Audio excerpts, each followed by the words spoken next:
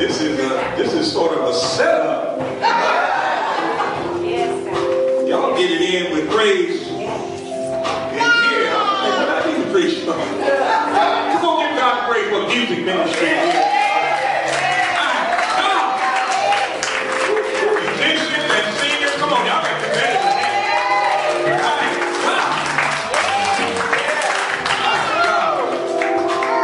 It says, singing is to preaching what plowing is to planting. Y'all have kept on singing. I was going to tip my head, go to the back, sit in the back, and put my hands together and give God a praise. I give God, y'all have to see this. I give God the praise for this opportunity to the members and officers of this great church, Grace UCC. I thank you for allowing me to stand behind this sacred desk and trying to say a little Easter speech on behalf of the Lord. I give God praise in a very special way for your pastor. She is a friend, a sister beloved, a co-laborer in commentating on the cross of Calvary, and she's a good woman. Come on, give God praise.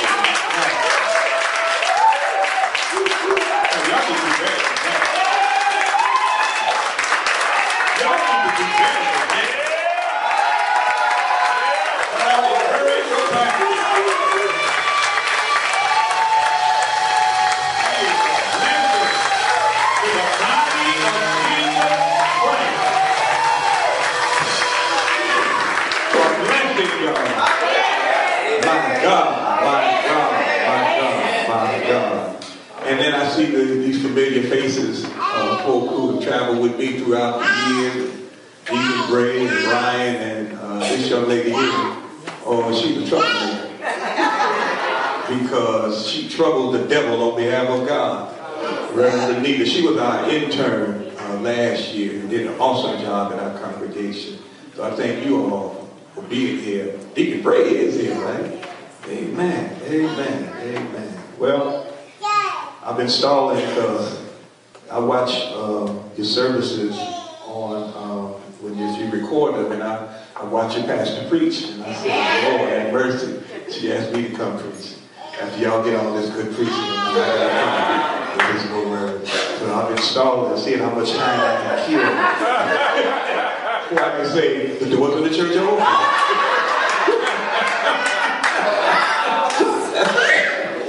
All right, here we go. You've heard the reading of the scripture. And I'm asking that you will, in your quiet moments, please read the entire first chapter of Matthew, because it constitutes the content out of which we are attempting to preach. But because of the length of the text and the limitations on our time, we focused on that 17th, and then we jumped down to the 22nd and the 23rd verses.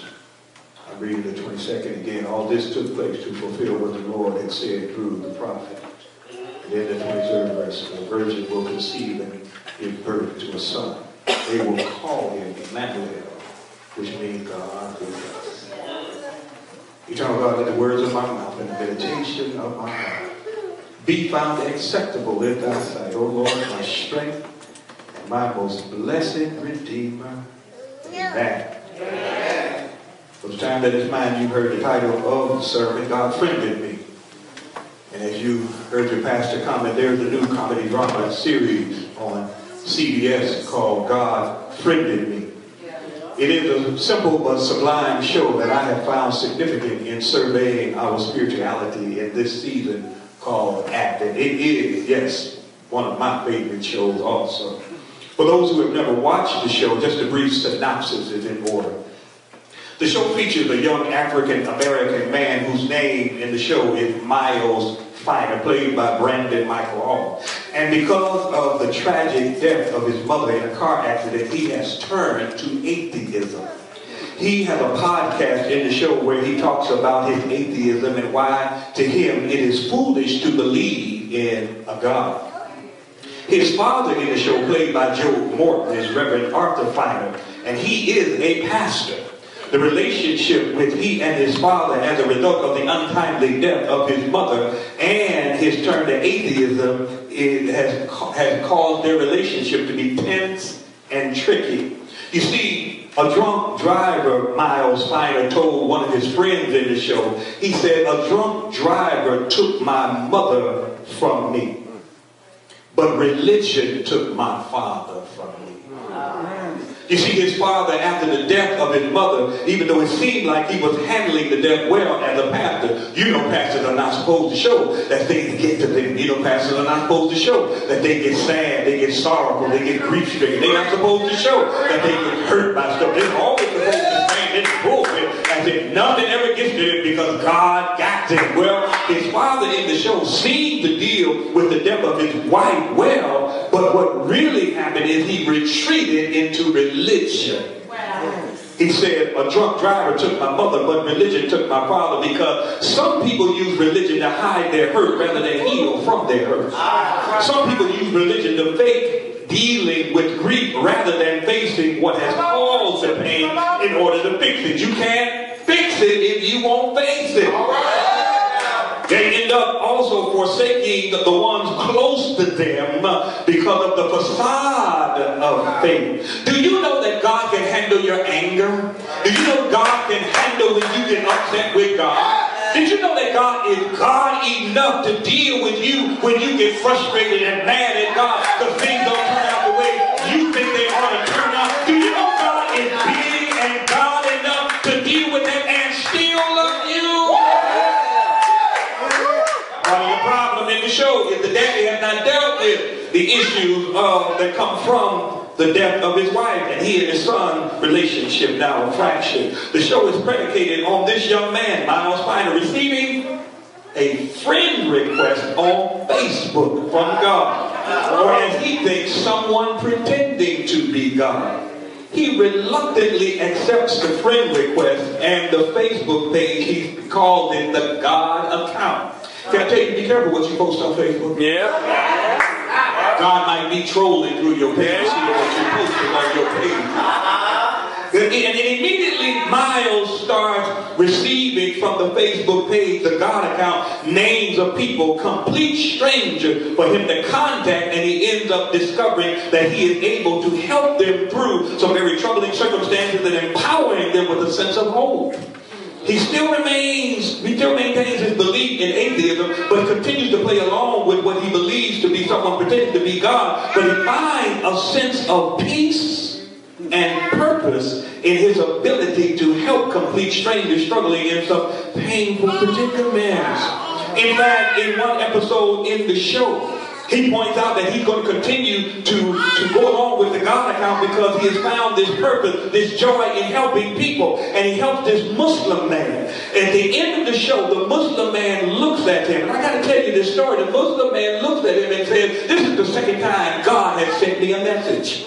And Miles and a young lady that had partnered with him in helping people and trying to get behind the God account, they look at one another and say, "Well, when was the first time?" And the Muslim man said, "Well, some time ago, I was driving my cab and there was a man in the car, and we stopped because there was a traffic jam. A young lady had gotten hit by a car. The man in my car, I didn't know. He was a doctor. He was able to get out the car and help the young lady." And the Muslim guy said, "I wish I knew what happened to her." Miles and the young lady look at one another. And Miles said, "Here she is right here." You see, Miles had been given a name of a man, and he went to the subway. The man was about to kill himself. He was just about to jump in front of a train. Miles pulled him back. The man came to himself and said, "You saved my life." Then the man disappeared. And the man who was in the cab was the man that Miles had saved. And so the Muslim guy said to Miles at that point, "You may not believe in God, but God believes in you."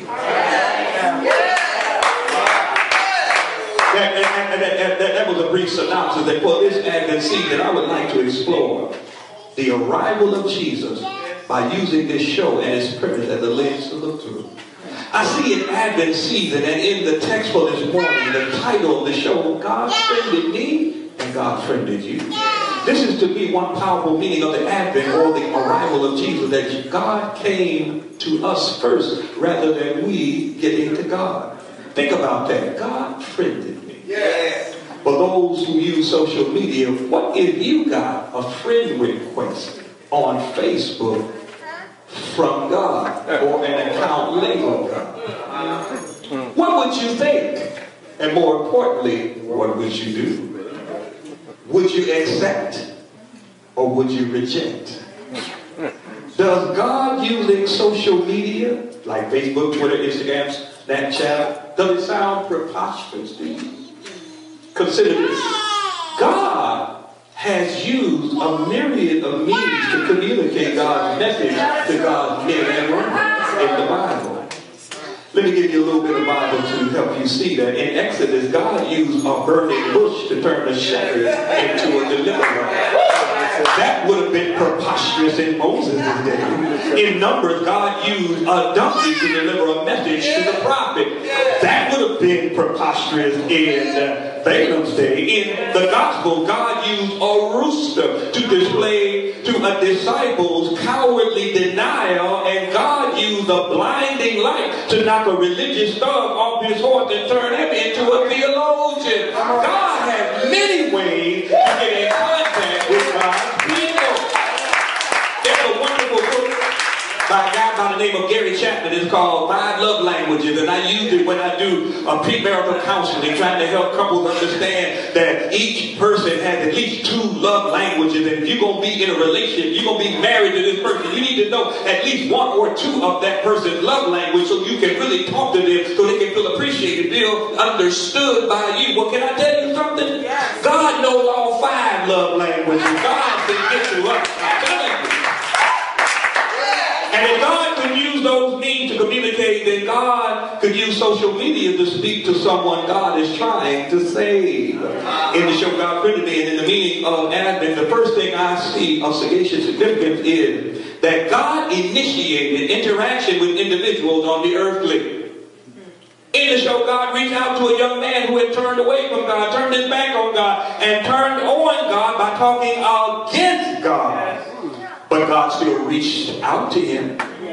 In the show, the young man no longer accepts Christianity as a reality in his life. He no longer is okay with having faith in God, and he no longer wants to be beholden to any biblical mandates from God. But God still reached out to him.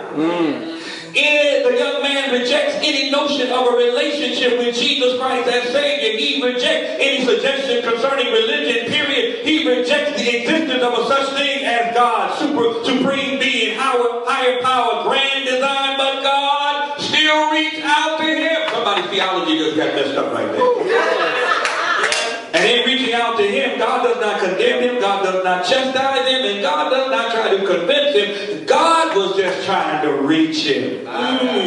Help somebody in their ministry of evangelism, not put people down, but just try to reach them. Okay, let me bring it to your door. If you will be honest, you ain't always held God in high regard in your life. You ain't always had pleasing God as a priority in your life. And you ain't always given God the authority to govern and guide your life. But God still reached out to you. Let me talk to the real saints in here. Have you ever been in a place of deep disappointment, deep despair, and deep depression where you were in a bad disposition and you did not want to even feel better, let alone get better? Did you find yourself shutting yourself off from other people, shutting yourself down from any meaningful contact with others, and silently hoping? You weren't suicidal, but silently hoping that you wouldn't wake up the next day. Anybody ever told God before you went to bed, because of the stuff that you had to deal with, that you continuously had to bear, that you just said, God, I ain't suicidal, but if you don't wake me up in the morning, it's going to be all right with me? Anybody ever been there where you ain't suicidal, but because of all of the stuff you have had to go through, you just said, God, if you don't wake me up, all right. But there was that person who, when you didn't even want to turn on the light of your soul, they sat with you in the darkness anyway. There was that one person who, when all you could do was frown at them, they kept smiling back at you. There was that one person who, when you were too broken to reach out to anybody, they kept reaching out to you. Can I tell you that God is like that and more? When we can't or won't reach out to God, God still reaches out to us because God loves us. God loves us and God wants to be in relationship to you. You can't make God get out of your life. If you try, God will find you. You know how I know that? David said, if I had the wings of the morning, I would go to the farthest parts of the sea, but you are there. Oh, if I go to hell, he said, you are there. God will find you wherever you are, but God loves you. God, the end season says to me that God intentionally initiates interaction with us despite our inclinations to be inattentive to God, to be impervious to God, and to just outright ignore God. And in the text of Matthew 1:17, we see that God has been reaching out to humanity from generation to generation. Yes. God sent priests, God sent prophets, God sent precepts just to touch the heart of humanity. And most of the time, the Bible reveals that the people God has been faithful to keep failing God time and time again. So don't get judgmental on the people in the Bible. Remember, the Bible says about you and me, all have sinned and come short of the glory of God. But here is good news that just as God kept reaching out to them, God is reaching out to us, and it shows in the text an example of God doing that by sending an angel to Joseph and Mary. God just keeps reaching out to us. God keeps on seeking us. God keeps on pursuing us. Even when we don't want to talk to God, God keeps on talking to us. No matter how we try to push God out, God's right there. Remember, Joseph and Mary were in a difficult situation. They were poor.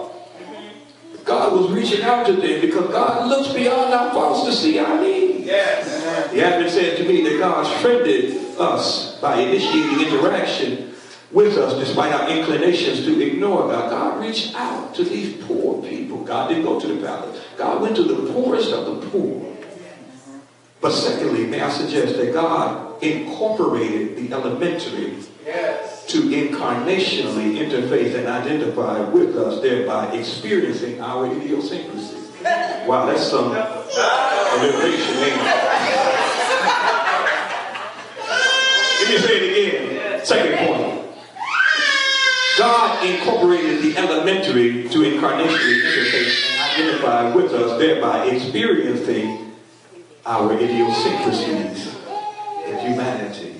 In the show, God used a simple means, an ordinary method, and a familiar mode to make contact with mine. God sent him a friend request on Facebook. God came down to his level in the show, and God comes down to our level in the text. In Matthew 1:18, it said, now the birth of Jesus, the Messiah, took place in this way, when his mother Mary had been engaged to Joseph. But before they lived together, she was found to be with child from the Holy Spirit. In Matthew, God incorporated the elementary method to interact with us so that God could identify with our idiosyncrasies as humans. How did God do that? God came to us incarnationally. Incarnation means that Jesus didn't borrow a body, but Jesus was born of a woman in order to interact with us and empathize with our human idiosyncrasy. Now, let me tell you, God understands what you're going through because God came through the same way. Let me illustrate it like this. The late Dr. Frederick G. Sampson used to love where in any city he went to, he loved cities that had a beach, an ocean, a river, a lake. He liked to go by the rivers, the lakes, the ocean, and walk on the seashore. He talked about being in Port Arthur, Texas one time, and he was walking by the seashore. He was musing and thinking and meditating, and all of a sudden something disturbed his meditation. It was the sound of distress. It was coming from a seagull. And the seagull was standing in the sand, pulling at a piece of meat or a piece of bread. But he noted that as the waves came in, the seagull's body became darker and black. And he looked in the distance, it was a tanker, it was an oil streak, and there was oil in the water washing on the seagull. And he realized that the seagull didn't realize it, but she was in trouble. And so as she got finished pulling at the bread, the meat, she tried to fly, but couldn't fly because the oil had gotten all over her. Dr. Samson, he's 6'5". He said he got up from where he was sitting to go. He wanted to help the seagull. But as he got close to her, his massive frame frightened her, and she began to run away. He chased her a little more, and she ran away. He kept trying to get to her, but she kept running away. And finally, he sat down, and the seagull a little distance away, and he said to the seagull, I'm not trying to hurt you. I'm trying to help you. What has power over you doesn't have power over me. If you just let me help you. And finally he said, I wish I could speak secret. And you think I see another creature coming on the sands of time. This creature's spinal cord tilts to the sky. This creature, trying to feel a hunger, not trying to do anything bad, not trying to do anything wrong, is pulling at a piece of something, an apple, I don't know what it is, it's pulling at a piece of fruit.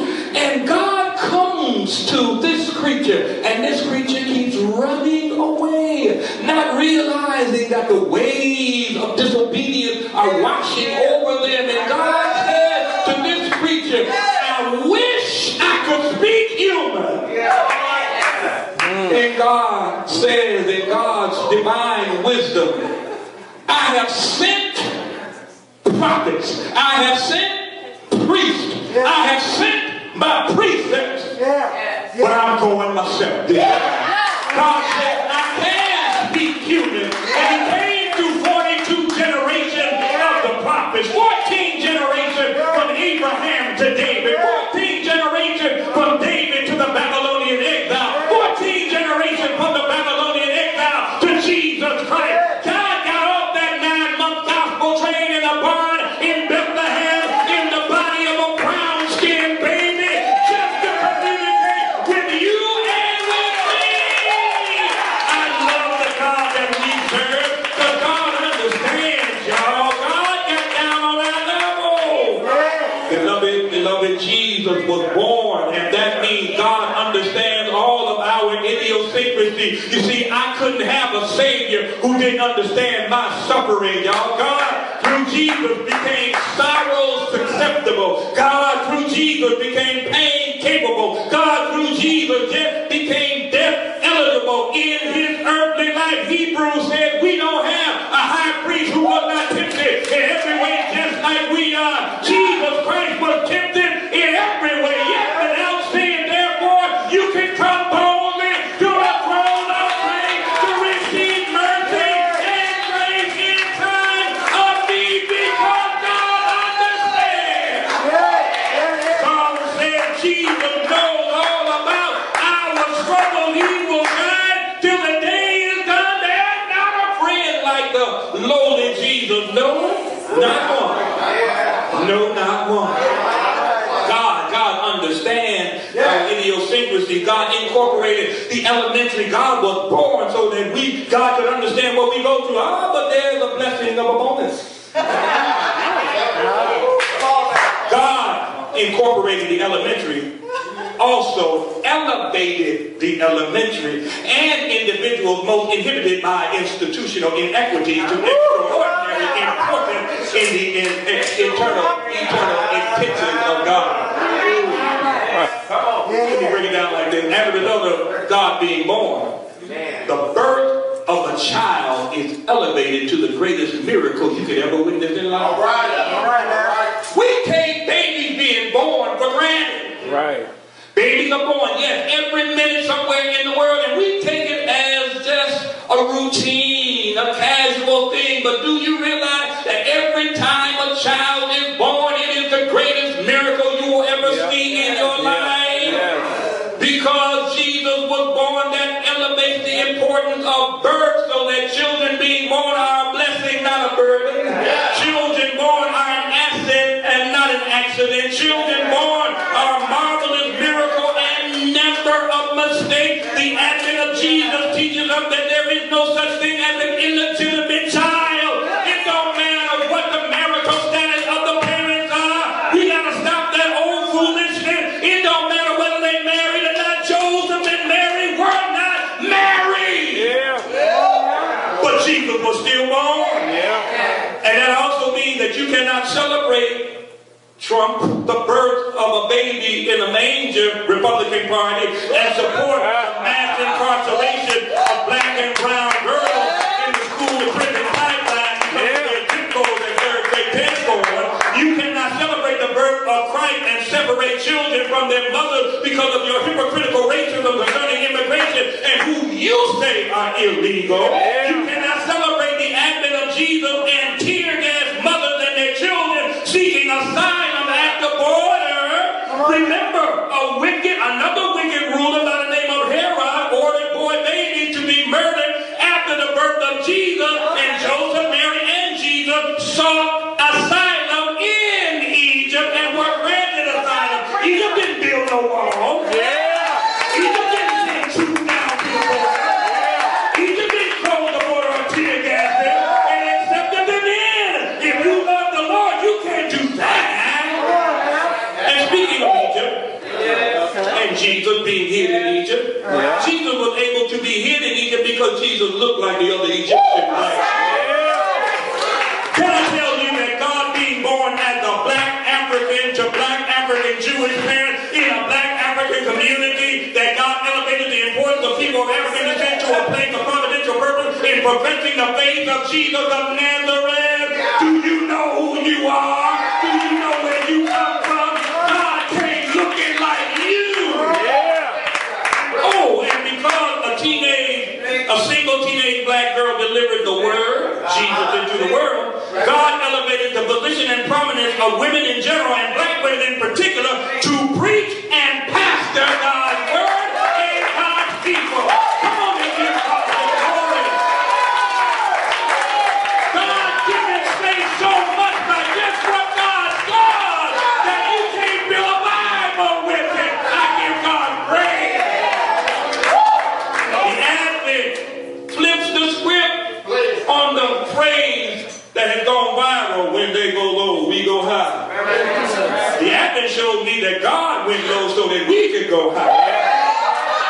Let me tell you, it's like this, because the Bible says, let this mind be in you that was in Christ Jesus, who being the form of God, thought it not robbery to be equal with God, but made himself of no reputation, and took upon him the form of a servant, and was made in the likeness of men, and being found in fashion as a man, he humbled himself and became obedient, and also highly exalted, elevated him to a place and a name that is above every other name. At the name of Jesus, not Trump. At the name of Jesus, not the Republican Party. At the name of Jesus, not the Democratic Party. At the name of Jesus, not your job. At the name of Jesus, not a corporation. At the name of Jesus, not America. At the name of Jesus, every knee shall bow and every tongue shall confess that Jesus Christ is Lord, to the glory of God. Anybody glad that he elevated you and he elevated me? Come on and give God some praise.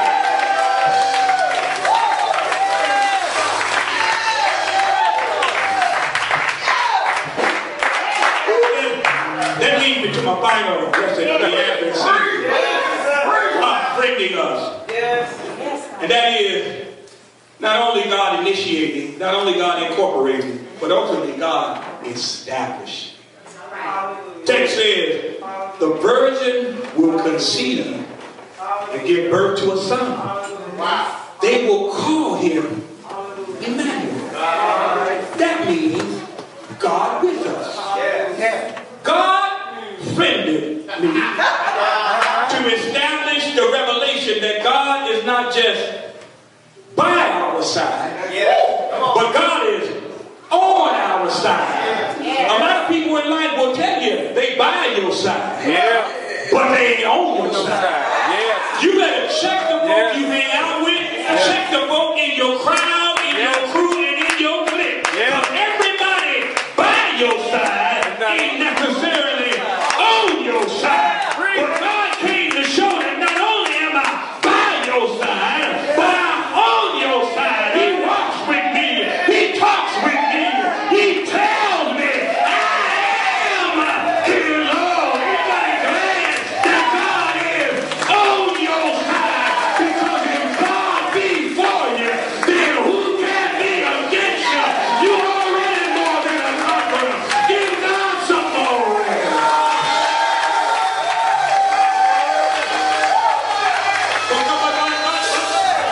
God's bringing us also establishes that Jesus is the plug for our power and peace. I like to go there, bread, sometimes Starbucks, do a little work on the sermon, something like that. Take my little iPad with me. One day I'm in Starbucks, take out my iPad, low on power, go to the bag, pull out the cord. That's right. Come on. I'm getting ready to hook it up and realize I ain't got a plug. Wow. There was power right there. That's right.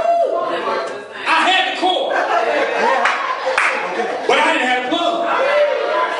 I couldn't access the power to get through the cord because I didn't have the plug. I'm trying to tell somebody Jesus is the plug to the power. You connect with Jesus, God, you got access to power. Anybody in here want power? You need no power. You gotta get plugged in, baby. You gotta get connected to the plug. Jesus is the plug for the power and the peace. You wondering why you all wore out today? Because you didn't connect to the plug. You wondering why stuff you that you wore in the bus? Because you ain't connected to the plug. There's power, wonder-working power in the precious blood of the Lamb. Y'all, I'm done.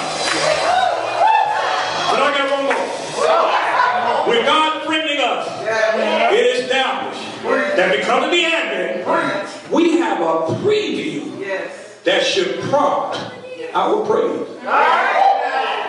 God with us. Let me put it like this. I love going to movies. I'm a movie buff.